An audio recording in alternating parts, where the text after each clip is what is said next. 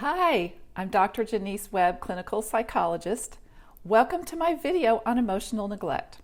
So in this video, I'm going to talk about emotional neglect and how to both connect with yourself and find your voice.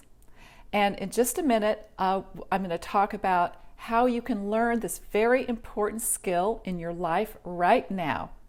But the first thing I want to talk about is exactly why you are actually missing this skill in the first place. Why haven't you learned it? Well, I'm going to talk about how emotional neglect takes your voice away. Literally, growing up with the deepest, most personal expression of who you are, your emotions ignored, which is the very definition of childhood emotional neglect. This teaches you that your deepest self is unimportant, maybe not even worthy of expression. So if your parents didn't ask you, for example, what you wanted or what you needed or what you felt, if you didn't learn how to check in with yourself to try to answer those questions, or even that you should check in with yourself, how are you going to even know what to ask for or what to express? It's hard for you to even know what it is that you're feeling or what it is that you want or what it is that you need. And this makes it very difficult to put it into words if you don't even know what it is. But it's especially hard to put it into words also if you didn't have this modeled for you as a child, or if you weren't asked enough questions as a child about what it is that you do want, feel, and need. Because childhood emotional neglect, or I call it CEN, since it's my specialty as a psychologist, I see people with emotional neglect every day in my psychotherapy office. And typically they're folks who have a great deal of trouble knowing what they want when they're asked, say by their spouse, what movie do you want to see tonight? You know, they're likely to say, oh, I don't know, whatever you think. Even if they have an inkling of what they want to see, they may have a lot of trouble really sensing that or taking it seriously or expressing it to their spouse. Another example is when emotionally neglected people are angry or hurt. These people with emotional neglect tend to say nothing because they don't want to rock the boat, or they don't want to hurt someone else's feelings. Or a lot of times I hear them say, I don't want to open up a whole can of worms, because that is what it feels like to an emotionally neglected person to speak their truth. It feels like they're just causing trouble, which could not be further from the truth. But these are words that I've heard many emotionally neglected people say over the years. And emotionally neglected adults really end up very disconnected from their own wants and needs and feelings. They really don't know how to express their truth, but there's an even deeper problem, which is they have trouble knowing even what their truth is. When you grow up emotionally neglected, you end up feeling that your voice really just doesn't matter, that what you have to say really doesn't matter enough to say it. And you also feel like your deepest self doesn't really matter. So maybe you end up doubting your own feelings and your own wants and your own needs and your own wishes, and even doubting whether all of those things are valid enough to put out there to another person or to express. Maybe other people's feelings seem more important than your own feelings. Or maybe it just feels simply wrong to express yourself, like you're inconveniencing others, or just simply being selfish even. So many of my emotionally neglected clients describe getting really hurt by their spouse or a friend, but basically thinking to themselves, it doesn't really matter, I'll just forget about it, or I'll just wait and this will blow over. I'm sure it won't happen again.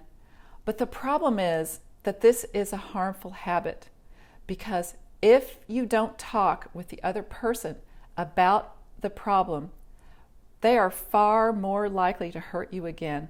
They may not even realize they hurt you, and this gives them the signal that it's okay to do this again.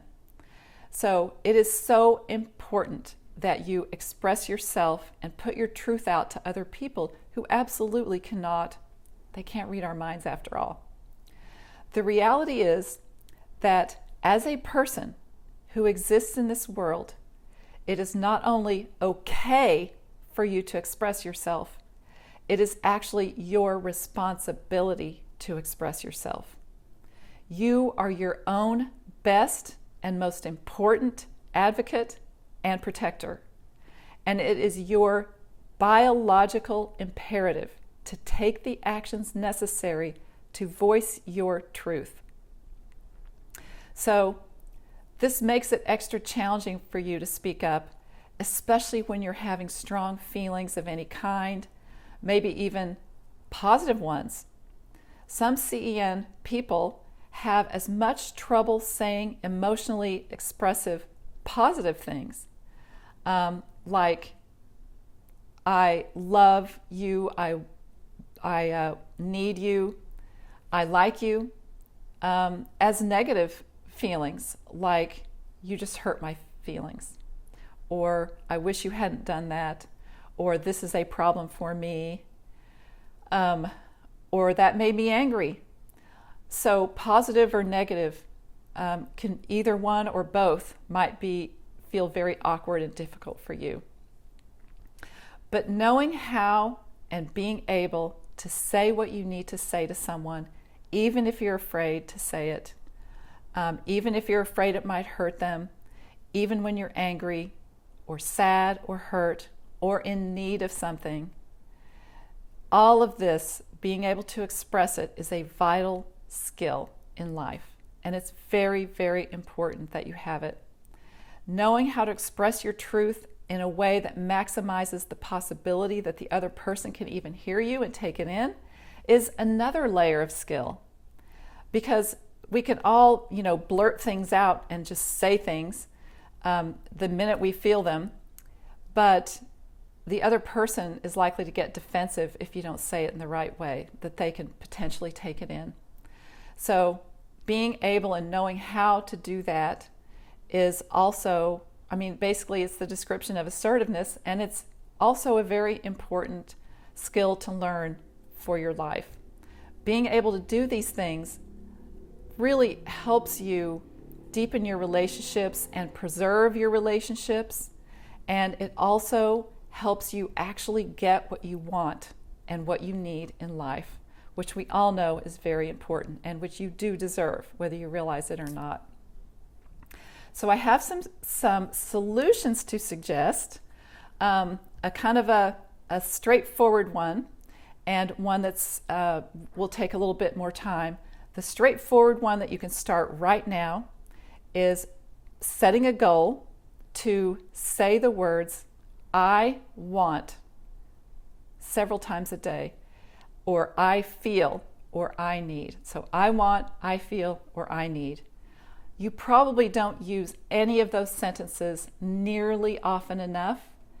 And in this exercise, you set a goal for yourself. For example, I'm going to say each of those, I want, I feel, I need, fill in the blank, 3 times every day. Or say each one time every day. Or I'm just going to work on saying what I want and try to say I want blank once a day. Start where you're at and set a goal that suits you and works for you, and start with someone who feels safe, if that feels better, someone you're close to who understands and who maybe even can help you with it, although that's not necessary. And also feel free to start by expressing very small requests or small expressions of feelings or wants. And this will feel easier to you, and you can always build up. In addition, please allow yourself to make mistakes and to fail sometimes, to intend to say something and actually not be able to say it in the moment. is perfectly natural, and it's all part of the learning process. So be kind to yourself and really try to work on this. Another thing that you can do to work on this is to learn everything you can about assertiveness. Assertiveness is a key skill that involves expressing yourself and your own feelings, putting them out there in a way that the other person is likely to hear it. So in other words, not too passive, not too aggressive, but in a way the other person has a good chance of taking it in. That's what we're looking for when it comes to assertiveness. And everyone can learn it. It's basically a skill. Many people don't have this skill, but you can learn it. Another thing you can do is pay attention to your feelings much more than you have been, and start to value them and listen to them, because your feelings will inform you when you need to express yourself, and they'll also inform you about what you need to express. So if you got a lot out of this video, please leave a comment below. I would love to know if you feel that your voice has been taken away by childhood emotional neglect, or how it may have affected you, and whether you feel that you can learn these skills. And keep me informed of your progress as well as you go along. Just post it in the comments below. And if you feel that you got a lot out of this video, press the button and bell underneath so that you will be subscribed and you'll be informed each time I post a new video. In my next video, I'm actually going to talk about finding a therapist to help you with childhood emotional neglect. Believe me, not every therapist understands this full concept or knows how to walk a person through the steps of recovering from an emotionally neglectful childhood. But there are some out there, a bunch of whom I have personally trained. So watch the next video and I will explain to you how to find a therapist like that. And I'll also explain why so many therapists actually don't understand this concept. Okay, well, I hope this has been very helpful, and I look forward to seeing you in the next video. Bye-bye.